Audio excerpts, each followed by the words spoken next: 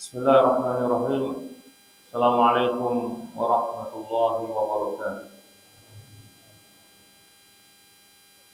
Alhamdulillahilladzi an'ama 'alaina bi ni'matil iman wal islam wassalatu wassalamu ala sayyidil anam wa ala alihi wa ashabihi kiram.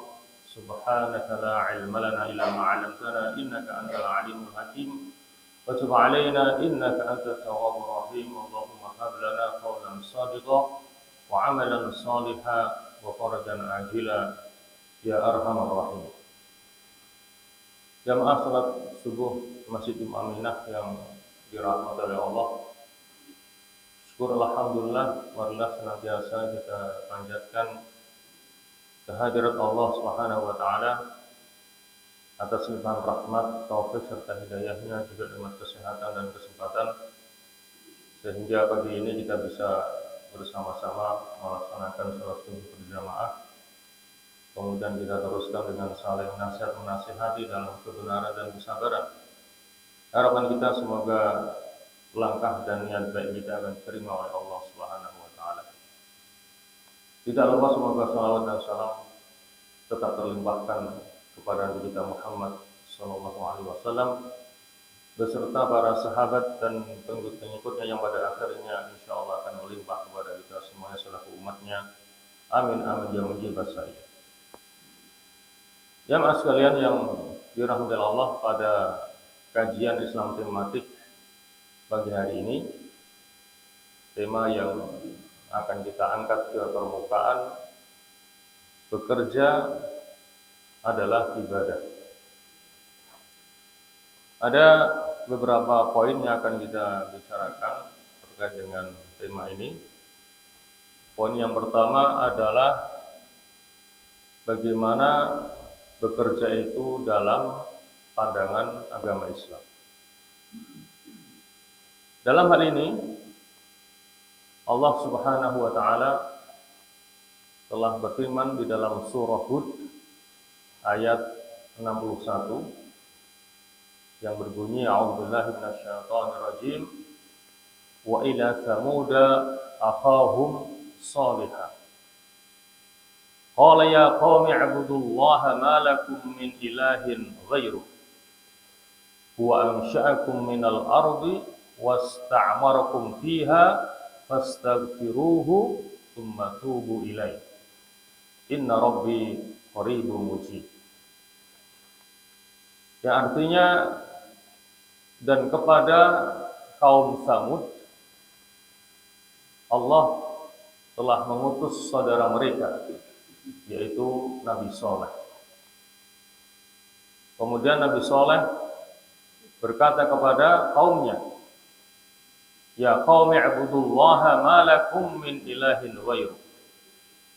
Wahai kaumku, sembahlah Allah yang tidak ada bagi kalian Tuhan selain daripadanya. Wa ansha'akum minal ardh. Dia Allah yang telah menciptakanmu dari tanah. Wasta'marakum fiha. Dan menjadikanmu pemakmur di dalamnya. Fastaghfiruhu, maka minta ampunlah kepadanya.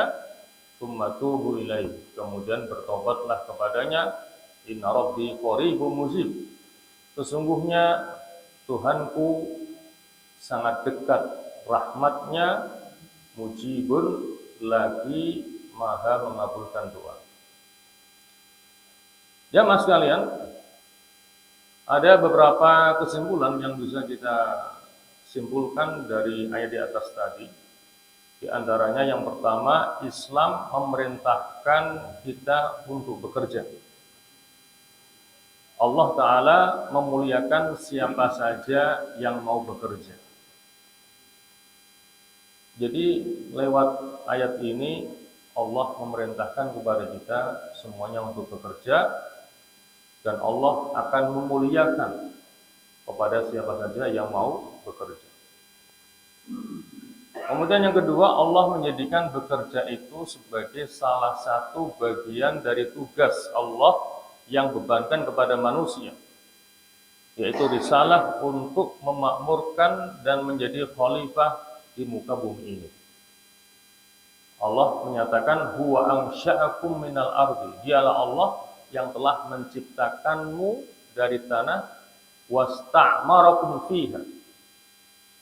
Kemudian Allah menjadikanmu sebagai pemakmur. Jadi Allah ciptakan kita di dunia ini untuk memakmurkan dunia. Di antara cara memakmurkannya ya bekerja. Ya. Kemudian fastaghfiruhu tsumma tubu ilaihi. Lalu minta ampunlah kepadanya dan bertobat kepadanya. Bila Islam memerintahkan umatnya untuk giat bekerja, maka demikian pula sebaliknya. Islam memerangi sifat malas bekerja dan menggantungkan masalah rezeki kepada orang lain. Jadi kalau Allah dan Rasul-Nya memerintahkan kita untuk giat dalam bekerja, maka sebaliknya Allah membenci sifat malas dalam bekerja. Apalagi sampai akhirnya karena malas bekerja sehingga dia menggantungkan hidupnya kepada orang lain dengan senantiasa minta bantuan orang lain atau bahkan meminta-minta belas kasihan dari orang lain. Jadi itulah beberapa kesimpulan yang bisa kita ambil dari surah Hud ayat 61, dan itu adalah pandangan Islam terhadap masalah bekerja. Ya mas sekalian, kemudian poin yang kedua adalah bahwa para nabi pun juga mereka bekerja. Nabi kita Muhammad SAW setelah beliau hijrah ke kota Madinah dan beliau merasa tenang dengan stabilitas urusan negara di sana sudah tercapai. Kemudian beliau mengarahkan perhatiannya kepada masalah pemanfaatan tanah dan memerintahkan para sahabat untuk bekerja di dalamnya. Jadi setelah Nabi hijrah ke kota Madinah, kemudian keadaannya stabil, kemudian Rasulullah memerintahkan kepada para sahabatnya agar fokus kepada masalah pemanfaatan tanah, ya, agar tanah itu tidak menjadi percuma, tidak ada manfaatnya. Maka Nabi memerintahkan kepada para sahabatnya untuk memanfaatkan tanah dengan sebaik-baiknya, untuk ditanami, untuk bercocok tanam, sehingga itu menjadi bagian dari mata pencaharian mereka, agar mereka bisa mendapatkan uang untuk memenuhi kebutuhan hidupnya. Bahkan Rasulullah SAW memerintahkan umatnya agar tidak membatasi diri pada satu pekerjaan tertentu. Karena dalam hidup ini kita akan sangat bergantung kepada orang lain. Maka Rasulullah memerintahkan umatnya agar tidak membatasi hanya pada satu pekerjaan tertentu. Misalnya semuanya jadi pedagang, semuanya jadi petani, semuanya jadi peternak, tidak. Ada yang jadi pedagang, ada yang jadi petani, ada yang jadi peternak, ada yang jadi pegawai, dan lain sebagainya. Karena semua profesi, semua pekerjaan itu saling melengkapi dan saling membutuhkan satu dengan yang lainnya. Karena semua pekerjaan adalah keharusan bagi umat ini, karena mereka saling melengkapi. Rasulullah juga memperhatikan dan memuliakan para pengrajin. Ya, jadi para pengrajin yang mereka itu berusaha untuk berkarya, menciptakan sesuatu yang bermanfaat bagi manusia, maka mereka juga dimuliakan oleh Rasulullah SAW. Artinya mendorong umatnya untuk berkarya dan berkreasi yang bermanfaat bagi umat manusia. Selanjutnya para nabi alaihimussalam dahulu juga memiliki berbagai macam profesi.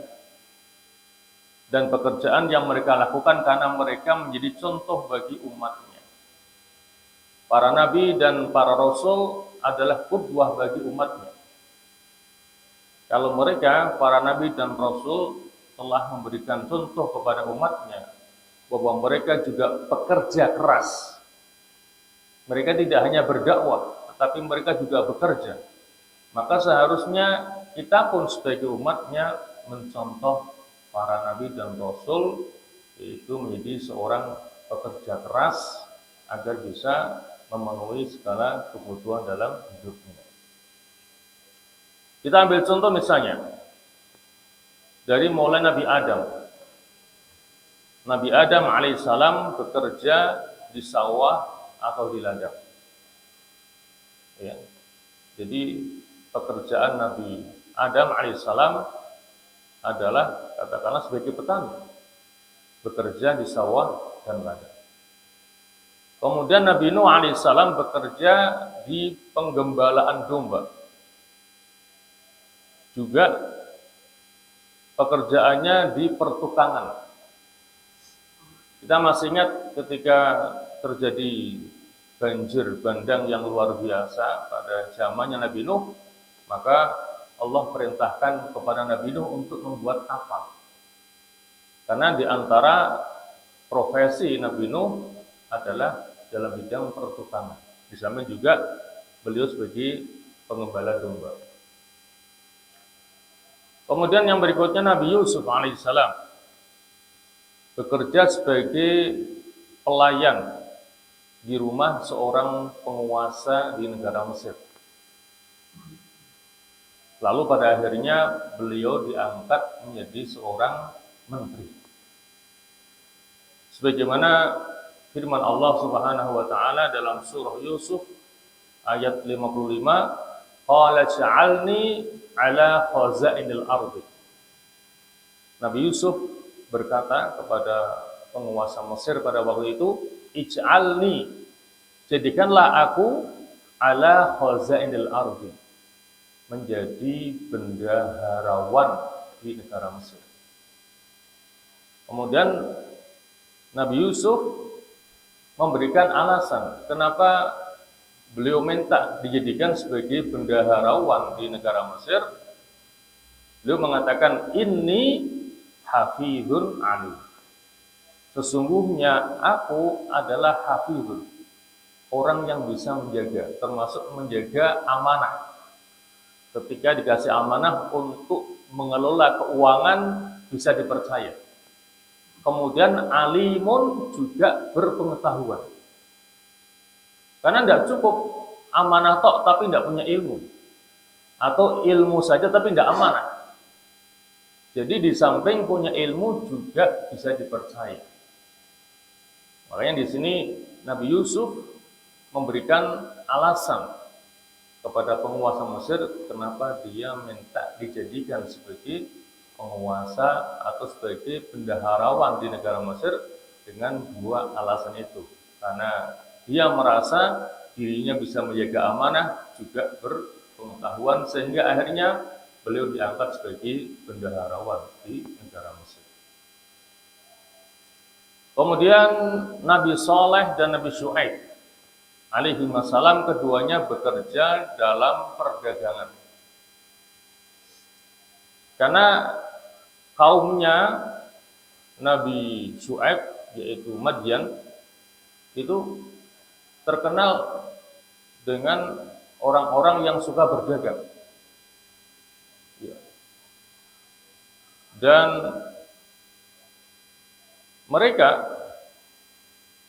termasuk orang-orang yang banyak melakukan kecurangan dalam masalah perdagangannya, sehingga akhirnya diadab oleh Allah Subhanahu wa taala. Curang dalam masalah takaran, timbangan, ya, atau meteran ataupun literan. Karena memang Nabi Saleh dan Nabi Syuaib ini bekerja dalam masalah perdagangan. Karena kebetulan juga kaumnya adalah kaum yang suka berdagang. Kemudian Nabi Musa alaihissalam berprofesi sebagai pengembala domba. Bagaimana dengan Nabi Dawud alaihissalam? Beliau adalah berprofesi sebagai pembuat baju besi untuk berperang.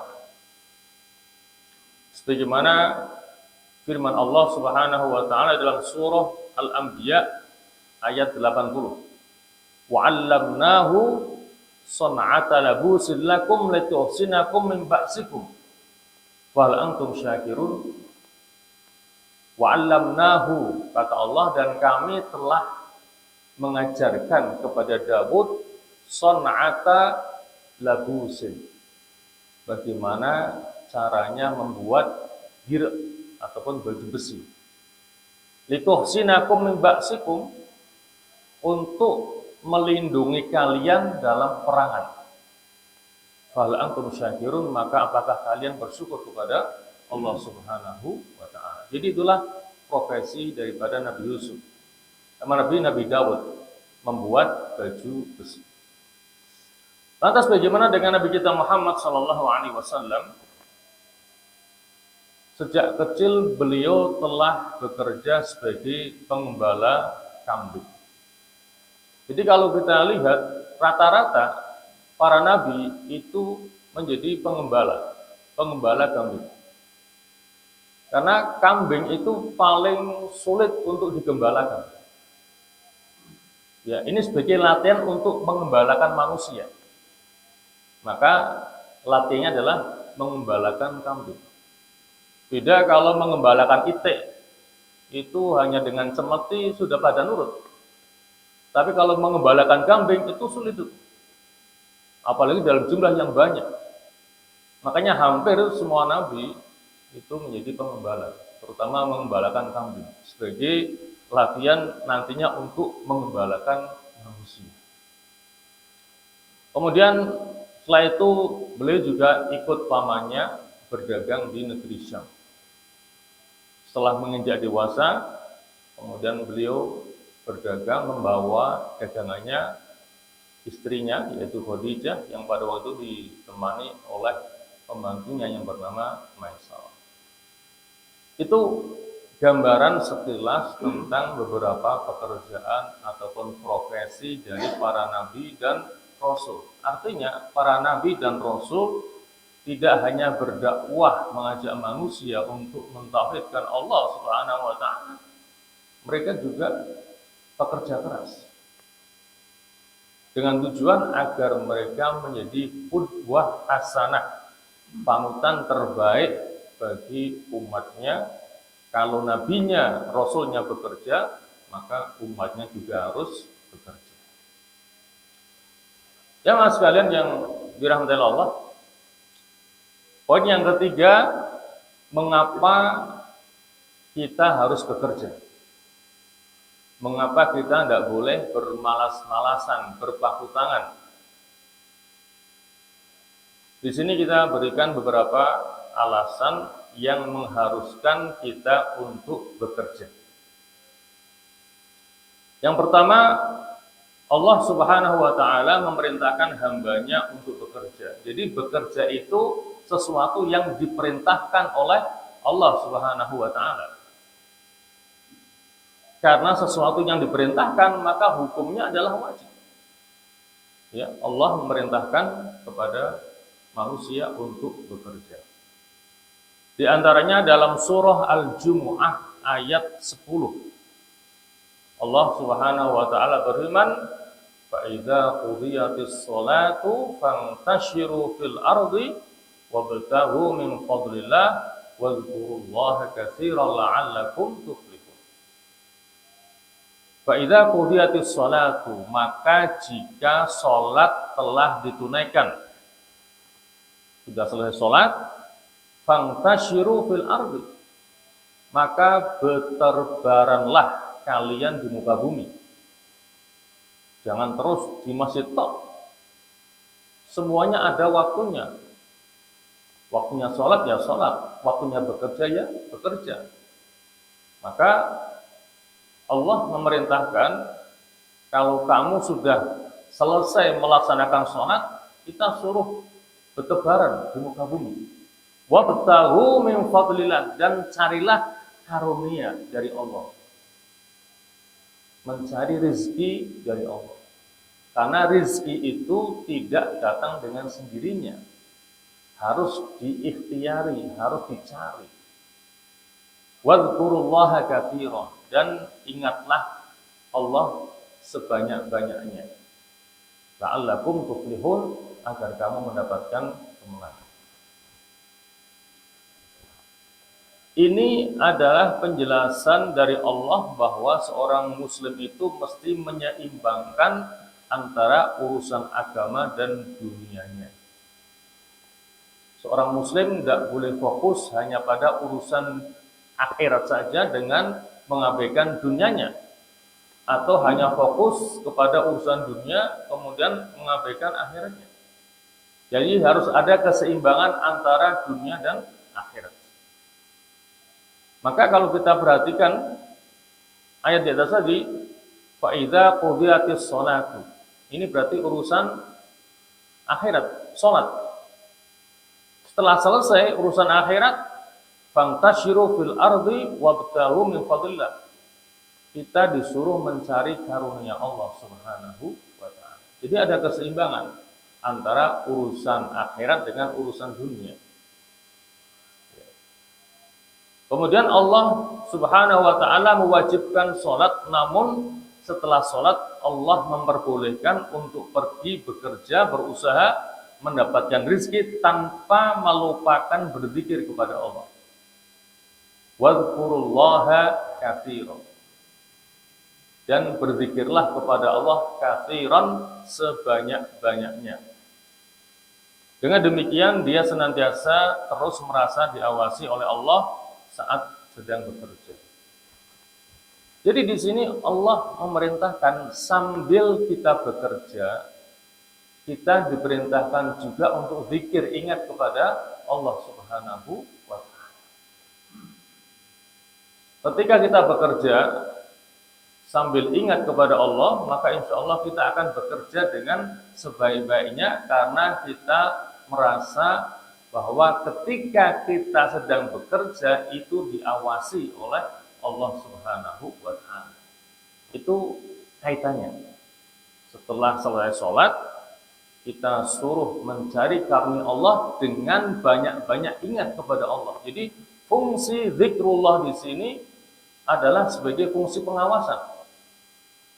Ketika kita bekerja tetap ingat kepada Allah, maka insya Allah kita akan bekerja dengan sebaik-baiknya. Karena kita merasa diri kita ketika bekerja senantiasa diawasi oleh Allah Subhanahu wa taala. Kemudian dalam surah Al-Baqarah ayat 267, Allah Subhanahu wa taala berfirman, ya ayyuhalladzina amanu anfiqu min thayyibati ma kasabtum wa mimma akhrajna lakum minal ard. Wahai orang-orang yang beriman, infakkanlah dari yang baik-baik, maka sabtum, apa yang kalian usahakan, wa mimma akhrajna lakum minal ard, dan dari apa yang telah kami keluarkan untuk kalian minal ardi, dari bumi. Dalam ayat ini Allah Subhanahu wa taala memerintahkan orang beriman untuk bersedekah dari harta yang dihasilkan oleh mereka melalui pekerjaan yang mereka lakukan, dengan tetap memperhatikan agar pekerjaannya itu halal dan baik. Artinya di sini Allah memerintahkan kita bekerja, mencari penghasilan dari yang halalan thayyiban. Bukan asal kerja yang penting dapat uang banyak meskipun dengan cara yang tidak halal, bukan begitu. Min thayyibati ma kasabtum. Jadi kita disuruh bekerja dengan cara yang halalan thayyiban, cara yang halal dan baik. Kemudian dari apa yang kita dapatkan dari pekerjaan kita itu, Allah perintahkan kita untuk berinfak. Wa anfiqu min thayyibati ma kasabtum. Infakkanlah dari yang baik-baik. Innallaha thayyibun la yaqbalu illa thayyiban. Allah itu baik, maka tidak menerima kecuali dari yang baik-baik. Maka yang kita infakkan itu juga harus dari sumber yang halalan thayyiban. Jadi itulah dua ayat yang di dalamnya ada perintah dari Allah kepada kita semuanya agar semangat dalam bekerja dan berusaha. Alasan yang kedua, mengapa kita harus bekerja? Karena Nabi kita Muhammad memerintahkan dengan tegas agar umatnya juga bekerja. Tidak boleh bermalas-malasan dalam bekerja. Dalam hal ini Rasulullah bersabda, "Ma akala ahadun ta'aman qat khairan min an ya'kula min amali yadihi. Wa inna nabiyallahi Dawud alaihissalam kana ya'kulu min amali yadihi." Artinya, tidaklah seseorang memakan makanan yang lebih baik dari apa yang dia makan dari hasil tangannya, min amali yadihi. Dan sesungguhnya Nabi Dawud alaihissalam dia makan dari pekerjaan atau hasil dari tangannya. Dari sini kita bisa mengambil pelajaran bahwa bekerja itu akan memelihara diri seseorang dari meminta kepada orang lain dan memberikan manfaat kepada mereka. Jadi dengan bekerja maka diharapkan seseorang itu bisa memenuhi kebutuhan hariannya. Sebagai kepala rumah tangga bisa menafkahi keluarganya agar hidup dalam berkecukupan, sehingga bisa memelihara dirinya agar jangan sampai meminta-minta belas kasihan dari orang lain atau bergantung kepada orang lain. Bekerja juga menjadikan seseorang tersibukkan dari hal-hal yang diharamkan dan perbuatan sia-sia. Ketika orang sibuk berusaha dan bekerja, maka insya Allah dia akan diselamatkan dari perbuatan yang sia-sia, tidak ada manfaatnya. Kalau kita lihat ada orang yang nganggur, tidak bekerja, maka bisa dipastikan waktunya itu akan dihabiskan untuk hal yang sia-sia. Untuk kerumungan, cerita ke sana kemari. Bagaimana lagi tidak ada pekerjaan? Bisa jadi akhirnya ada bisikan jahat atau pemikiran apa enggak sebaiknya kita mencuri atau merampok biar dapat uang. Bisa jadi karena enggak ada pekerjaan. Waktunya terbuang sia-sia, bisa jadi muncul pikiran jahat. Mungkin ada bisikan ya untuk mencuri, merampok dan sebagainya. Jadi dengan bekerja menjadikan orang itu sibuk dari hal-hal yang diharamkan dan perbuatan sia-sia. Dan teladan dalam hal ini adalah Nabi Dawud alaihissalam yang dahulu bekerja sebagai pembuat baju besi.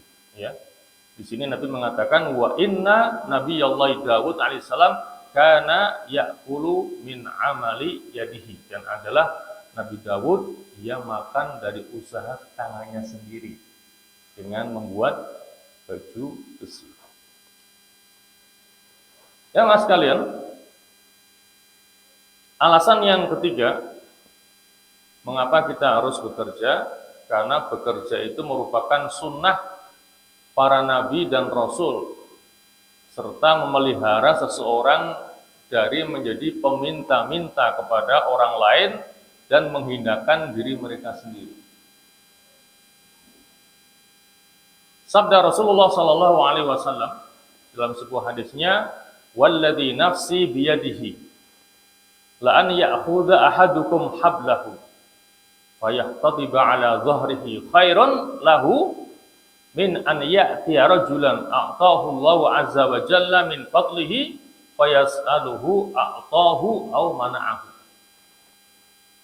Waladzi nafsi biyadihi, demi zat yang jiwaku ada di tangannya. Seseorang mengambil seutas tali.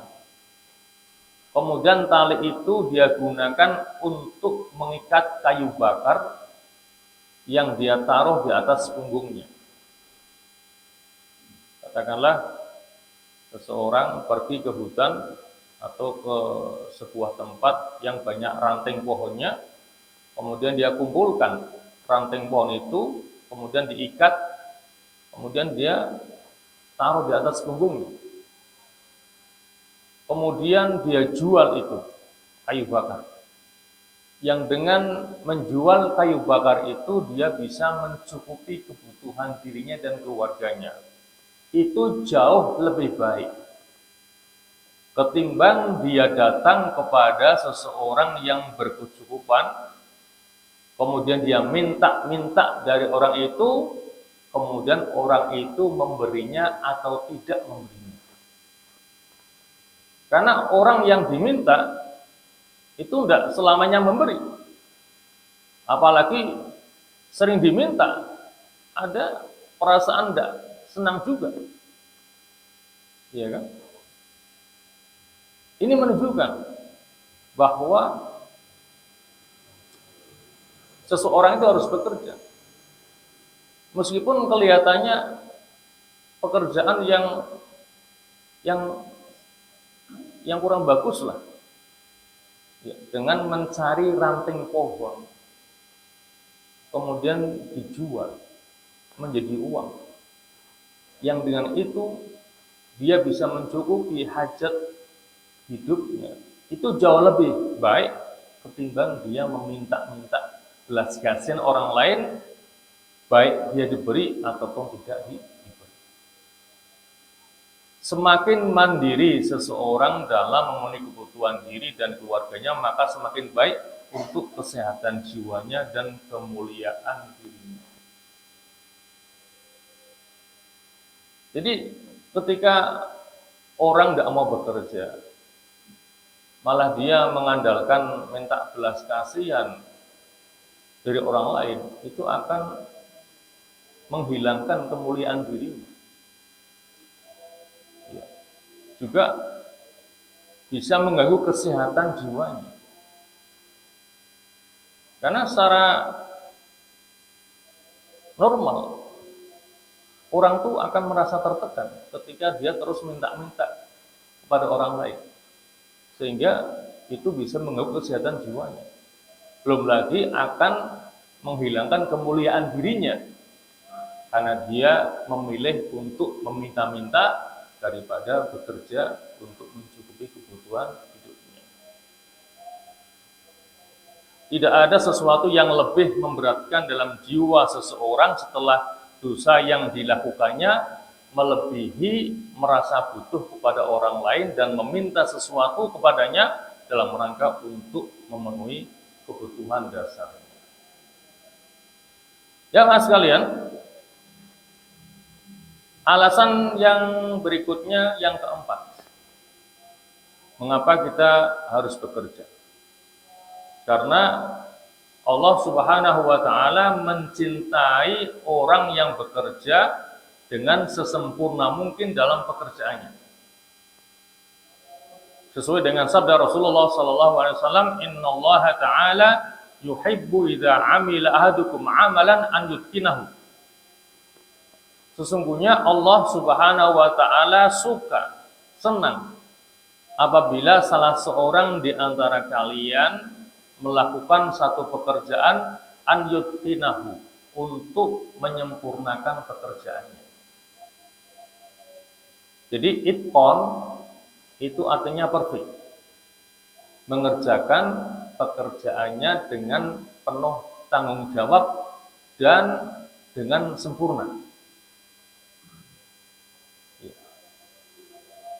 Makanya diharapkan dari kita semuanya ketika kita bekerja, maka kita harus mengerjakan pekerjaan kita dengan penuh tanggung jawab dan kita kerjakan dengan sesempurna mungkin.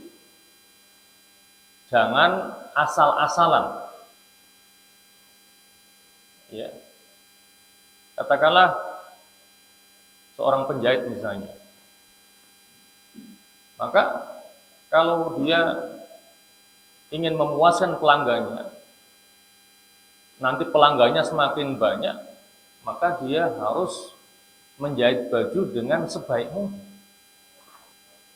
Sehingga nanti pelanggannya akan terpuaskan dengan hasil jahitannya. Jangan sampai sekali menjahitkan pada si A, ternyata hasilnya tidak seperti yang diharapkan. Kelonggaran, kekecilan, jahitannya tidak rapi, itu akan mengecewakan pelanggan. Dan ini berlaku untuk semua pekerjaan, apapun pekerjaan kita. Maka Allah suka kepada seseorang yang mengerjakan pekerjaannya dengan penuh kesempurnaan. Ya, innallaha yuhibbu idza amila ahadukum amalan an yutqinahu. Itu makna itqan, ya, artinya mengerjakan pekerjaan dengan penuh sempurna. Kemudian alasan yang kelima, rezeki adalah dari Allah Subhanahu wa taala. Namun jalan untuk mendapatkannya adalah dengan bekerja. Memang Allah sudah berjanji akan menjamin rezeki semua makhluk ciptaannya. Wa ma min dabatin fil ardi illa 'ala Allahi rizquha. Ini jaminan dari Allah. Tidak ada satu binatang melata pun di muka bumi ini kecuali dijamin rezekinya oleh Allah Subhanahu wa taala. Tetapi ingat, rezeki itu tidak datang dengan sendirinya.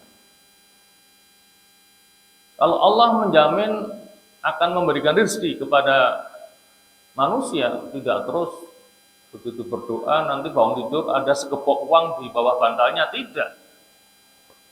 Untuk mendapatkannya harus berikhtiar, harus bekerja dengan semaksimal mungkin. Ya. Memang rezeki dari Allah, tapi untuk mendapatkannya harus diusahakan, harus diikhtiari.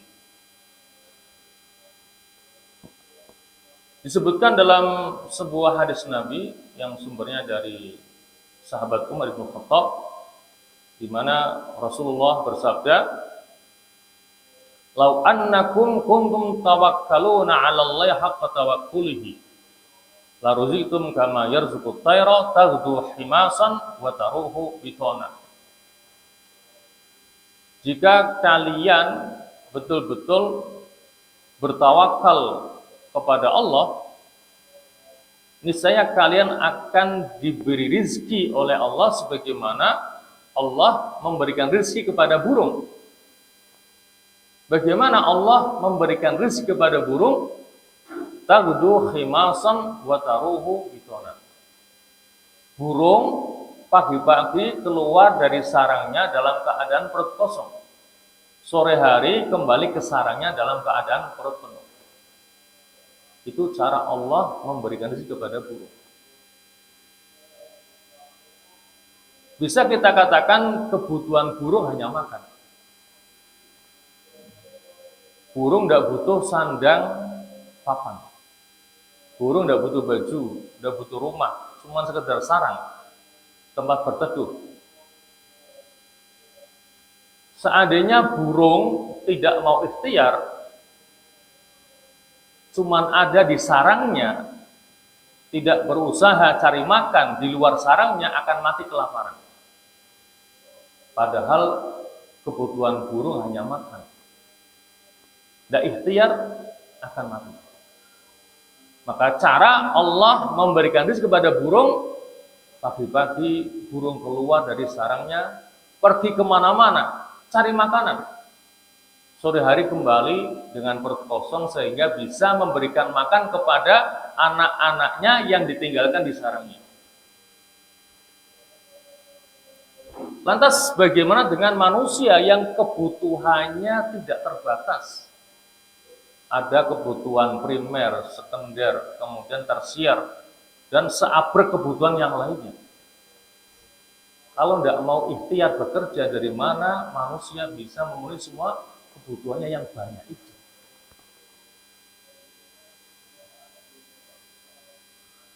Jadi yang penting adalah ikhtiar, usaha yang maksimal, kemudian hasilnya diserahkan kepada Allah Subhanahu wa taala. Itulah yang dinamakan dengan tawakal. Berserah diri kepada Allah setelah melakukan usaha yang paling maksimal. Kemudian Umar bin Khattab juga pernah berkata, la yaqudanna ahadukum an talabi rizqi wa huwa yaqul Allahumma rzuqni wa qad alima anna as-samaa'a la tumtiru dhahaban wala fiddah. Kata Umar, janganlah seseorang di antara kalian duduk-duduk saja dari mencari rezeki. Artinya tidak mau ikhtiar mencari rezeki, bermalas-malasan. Kemudian dia berdoa kepada Allah dengan mengatakan Allahumma rzuqni. Ya Allah, berikanlah aku rezeki. Hanya berdoa tapi tidak mau bekerja, tidak mau berikhtiar. Wa qad alima annas samaa la tumtiru dhahaban wala fiddah. Padahal dia tahu bahwa langit itu tidak akan menurunkan hujan emas dan hujan perak. Kalau ingin emas, ingin perak, ingin uang, tidak cukup hanya berdoa. Di samping berdoa harus ikhtiar biar bisa mendapatkan emas dan perak itu. Di sini Umar mengingatkan, padahal dia tahu untuk mendapatkan uang tidak cukup dengan berdoa Allahumma rzuqni, Allahumma rzuqni. Padahal langit tidak akan menurunkan hujan emas dan perak. Jadi intinya di sini Umar menyemangati kepada kita semuanya untuk bekerja, yang dengan bekerja itu kita akan mendapatkan apa yang kita harapkan sehingga bisa memenuhi hajat dan kebutuhan harian kita. Kemudian alasan yang terakhir, yang keenam, bekerja itu menjadi penghapus keburukan dan kesalahan. Salah seorang ulama salaf mengatakan, inna minal dzunubi dzunuban la yukaffiruha ilal ham fi talabil ma'isyah. Sesungguhnya di antara dosa-dosa ada dosa-dosa yang tidak bisa terhapuskan kecuali dengan kelelahan dan kecapean dalam mencari ma'isyah ataupun penghidupan. Artinya orang itu bercapek-capek, berlelah-lelah dalam bekerja, itu bisa menghapuskan dosa dan kesalahan. Hal ini selaras dengan apa yang telah disabdakan oleh Rasulullah dalam sebuah hadisnya. Beliau menyatakan bahwa musibah apapun yang menimpa seorang muslim berupa kelelahan dan keresahan, termasuk kelelahan dalam bekerja, mencari maisha, sakit atau duri yang menusuknya, kecuali akan menjadi penghapus bagi dosa-dosa yang ia lakukan. Tetapi yang perlu kita garis bawahi di sini bahwa dosa-dosa yang bisa dihapuskan dengan bekerja, dengan niat ibadah adalah dosa-dosa yang kecil. Adapun dosa-dosa yang besar tentunya bisa terhapuskan dengan taubatan nasuh. Nah, kemudian yang terakhir, agar bekerja itu bisa bernilai ibadah yang berpahala, maka kita harus mengatur niat yang sebaik-baiknya ketika kita bekerja. Untuk apa kita bekerja? Innamal a'malu binniyat wa innamal likulli imrin ma nawa. Faman kanat hijratuhu ila Allah wa rasulihi fa hijratuhu ila Allah wa rasulihi. Faman kanat hijratuhu lidunya yusibuha aw imra'atin yanqihuha fa hijratuhu ila ma hajara ilaih. Sesungguhnya setiap amal itu tergantung kepada niatnya, dan setiap orang akan mendapatkan apa sesuai dengan yang diniatkan. Barang siapa yang berhijrah karena Allah dan Rasulnya, maka hijrahnya karena Allah dan Rasulnya. Barang siapa yang hijrahnya untuk mendapatkan dunia atau untuk mendapatkan seorang wanita yang akan dinikahinya, maka hijrahnya sesuai dengan apa yang diniatkan. Jadi kalau orang dalam bekerja semata-mata untuk cari uang, agar dia punya uang yang banyak, kemudian akan dia timbung, kemudian untuk jadi kebanggaan, dia merasa bangga ketika melihat saldo depositonya begitu banyak, saldo tabungannya begitu banyak, tidak hanya jutaan, miliaran, bahkan triliunan, dia merasa bangga. Ya itu yang dia dapatkan. Karena niatnya dalam bekerja semata-mata hanya cari uang. Maka ketika kita bekerja, kita niatkan yang pertama dalam rangka untuk melaksanakan perintah Allah dan Rasulnya. Karena Allah dan Rasulnya memerintahkan kita untuk bekerja. Bagaimana yang tadi kita sampaikan. Kita niatkan, kita bekerja untuk melaksanakan perintah Allah dan Rasulnya. Kemudian kita bekerja, kita niatkan sebagai bekal kita untuk beribadah kepada Allah Subhanahu wa Ta'ala. Karena untuk beribadah kita butuh uang. Untuk sholat kita butuh pakaian untuk tutup aurat. Untuk mendapatkan pakaian perlu uang. Dari mana uangnya? Bekerja. Untuk berpuasa juga butuh uang. Kita butuh makan sahur dan berbuka. Apalagi untuk mengeluarkan zakat, sedekah, infak, jelas butuh uang. Apalagi untuk naik haji, butuh uang yang banyak. Jadi kita bekerja, kita niatkan sebagai bekal kita agar bisa maksimal dalam beribadah kepada Allah Subhanahu wa Ta'ala, dan juga agar bisa menafkahi keluarga kita dengan rezeki yang halalan thayyiban. Ya, masing barangkali itulah yang bisa kita kaji pada kesempatan pagi hari ini seputar tema bahwa bekerja adalah dalam rangka beribadah kepada Allah Subhanahu wa Ta'ala. Olehnya itulah marilah kita atur niat kita dalam kita bekerja, semoga kerja kita bernilai ibadah kepada Allah Subhanahu wa Ta'ala. Amin amin ya mujibas sa'idin. Dan marilah kita alami dengan doa bismillahirrahmanirrahim. Alhamdulillah alamin hamdan yuwafi ni'amahu wa yukafi mazidah. Ya Rabbana lakal hamdu kama yanbaghi li jalali wajhika karim wa 'azimi sultanik. Allahumma salli wa sallim ala Muhammad wa ala ali Muhammad. Allahumma la tad'a lana fi maqamina hadha dhanban illa ghafartah, wa la hamman illa farajtah, wa la karban illa nafastah, wa la maridan illa syafaitah, wa la daynan illa qadaitah, wa la mu'siran illa yassartah, wa la dhalan illa hadaitah, wa la ghaiban illa radattah, wa la hajatan min hawaijid dunya hiya lak ridha wa lana fiha shalah illa 'andana 'ala qada'iha wa yassartaha lana birahmatika ya arhamar rahimin. Allahumma ja'al ijtima'ana hadza ijtima'an mahruma waj'al tafarruqana ba'dahu tafarruqan ma'suma wa la taj'al fina wa la ma'ana syaqiyan wa la mahruma. Allahumma la tufarriq hadzal jam'al mubarak fi hadzal makanil mubarak illa bi dhanbin maghfur wa 'aibin mastur wa 'amalin mutaqabbalin mabrur. Ya Aziz, Ya Ghafur, Ya Rabbal Alamin. Allahumma hadha du'a wa minkal ijabah, Ya sami'ad du'a, Ya dzal mani wal ata'. Wa sallallahu ala Muhammadin wa alihi wa sahbihi wasallam. Walhamdulillahi Rabbil Alamin. Wassalamualaikum warahmatullahi wabarakatuh.